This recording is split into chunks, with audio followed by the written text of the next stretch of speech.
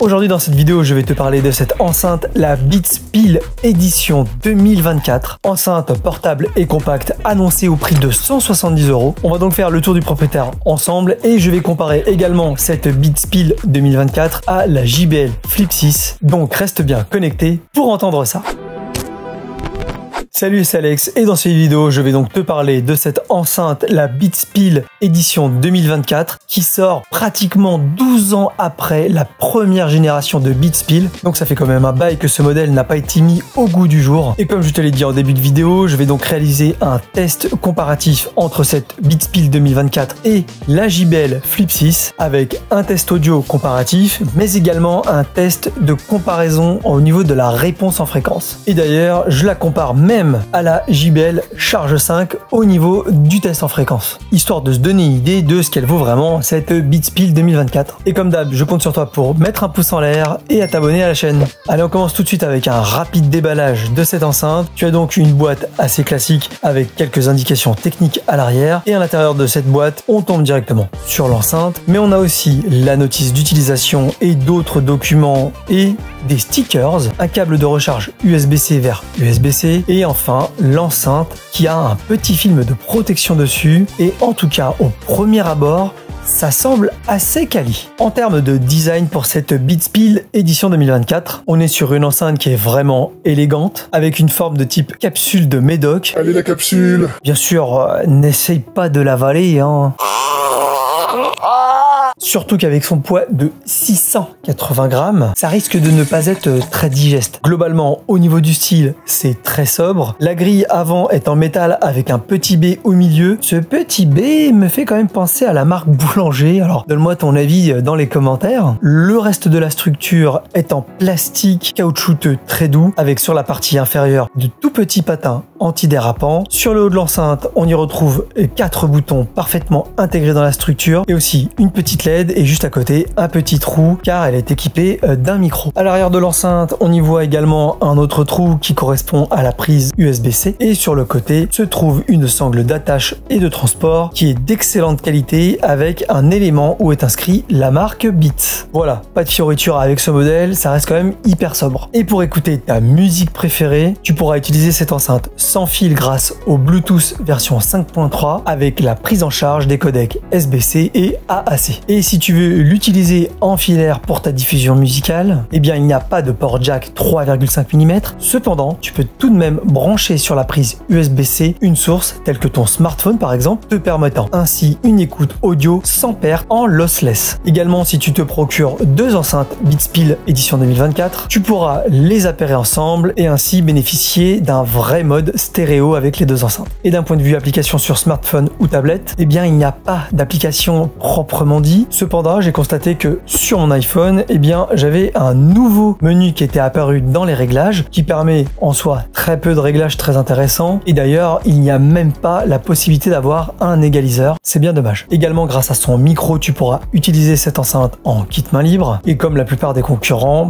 rien d'extraordinaire sur ce point. Également une fonctionnalité que l'on trouve peu sur des enceintes de manière générale, eh bien elle est équipée d'une fonction de localisation, c'est-à-dire que en activant l'option de localisation dans le menu dédié sur ton smartphone, eh bien tu pourras retrouver ton enceinte si jamais tu l'as égaré d'un point de vue de la batterie pour cette enceinte. Grâce à la technologie Fast Fuel, il sera possible d'avoir pratiquement 2 heures d'autonomie en la rechargeant seulement 10 minutes. Donc ça c'est pas mal du tout. Et pour ce qui est d'une recharge complète, eh bien j'ai mesuré un temps de 3 heures pour la recharge complète de l'enceinte, ce qui permet d'avoir une autonomie que j'ai mesurée à pratiquement 27 heures en l'utilisant à 40% du volume. Autant te dire que là, l'autonomie, elle est vraiment excellente. Sachant qu'en plus, cette enceinte te permet également d'être utilisée comme une powerbank, ce qui te permettra de recharger d'autres appareils tels que ton smartphone par exemple. Et petit détail technique concernant la batterie, eh bien si tu en trouves une de remplacement, il sera possible de remplacer la batterie de cette enceinte enceinte, moyennant le démontage de la partie inférieure où il y a les petits patins. Et pour y accéder, il te faudra donc décoller le caoutchouc sur lequel il y a les patins antidérapants, puis démonter la plaque métallique de protection, te donnant ainsi l'accès au compartiment batterie. Et cette batterie, comme tu peux le voir, elle a une capacité de 3300 mAh, ce qui est pas mal du tout. Et je t'invite à mettre pause si tu veux récupérer la référence et si tu veux lire les autres indications techniques de cette batterie.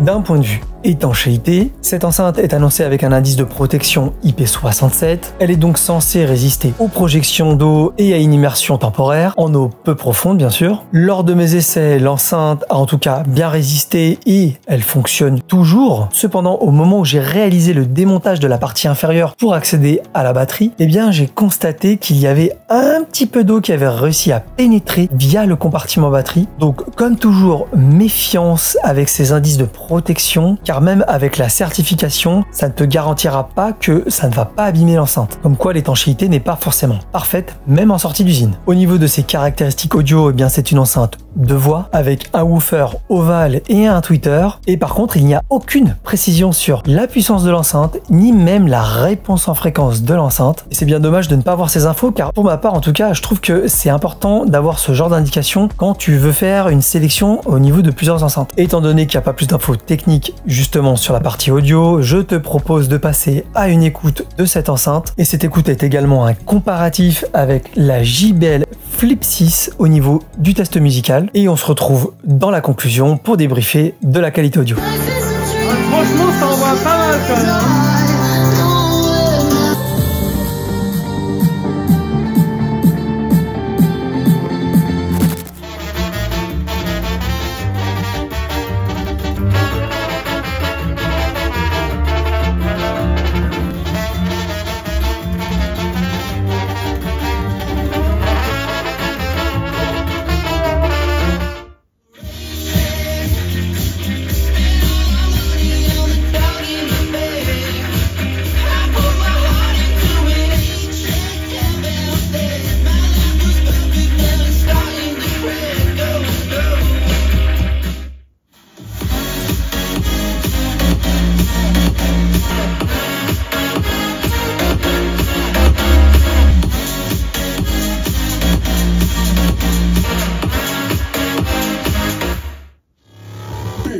Bass for your head top. Bass for your head top. Big bad bass for your head top.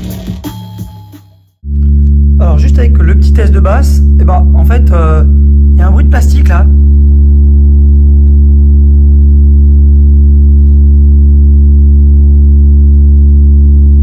C'est assez désagréable. Et puis en plus, au niveau des boutons, en fait, on ressent les vibrations des basses. Et pour le reste, ça bouge pas. Mais par contre, au niveau des boutons, on sent que ça bouge un petit peu. Et cette vibration, c'est dégoûtant, quoi. Du coup, au départ, je pensais que j'avais des bruits de vibration à cause des petits patins. Mais finalement, pas du tout. Ça vient vraiment de la structure. Il y a un bruit de plastique. C'est hyper désagréable, surtout quand on écoute de la musique. Parce qu'en fait, le but de ces enceintes, c'est d'écouter de la musique. Franchement, c'est pas terrible et c'est vraiment décevant même.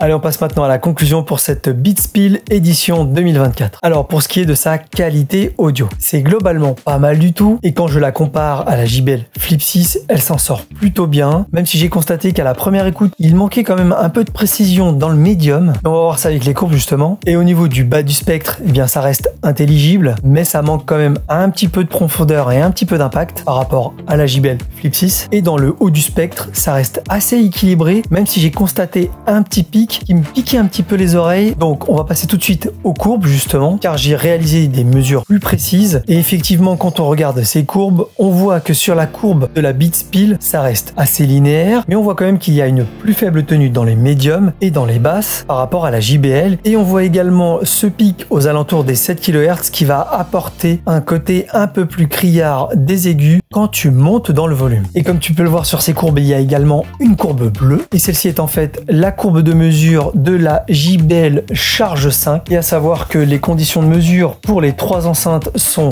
identiques, avec un réglage du volume à 50%. Et on aperçoit que dans ce cas de test, la Beatspill 2024 est globalement un petit peu moins puissante que la JBL Flip 6 et que par contre la JBL Charge 5 elle est nettement plus puissante car on voit qu'il y a quand même pas mal de dB d'écart. Donc globalement en termes de puissance et de qualité audio on est quand même relativement proche d'une JBL Flip 6 et c'est plutôt pas mal pour une enceinte qui n'a en plus aucun radiateur passif. Par contre il y a une chose qui m'a pas mal dérangé avec cette enceinte, c'est le côté de plastique qui s'est mis à vibrer avec les basses justement. Alors je sais pas si c'est un cas isolé, mais en tout cas c'est très désagréable. Dès que tu dépasses 70% du volume, et bien il y a ce bruit justement de plastique qui vibre. Et donc j'espère que c'est un cas isolé. En tout cas si c'est pas le cas, n'hésite pas à marquer en commentaire si tu en as une, si tu as le même problème que moi. Enfin pour terminer cette conclusion, et bien concernant les points positifs pour cette Beatspill édition 2024, et bien je dirais qu'elle a une excellente autonomie. Le côté port banque c'est pas mal aussi. La finition est vraiment de très belle qualité et la qualité audio est globalement assez équilibrée. Et pour les points négatifs, même si la qualité audio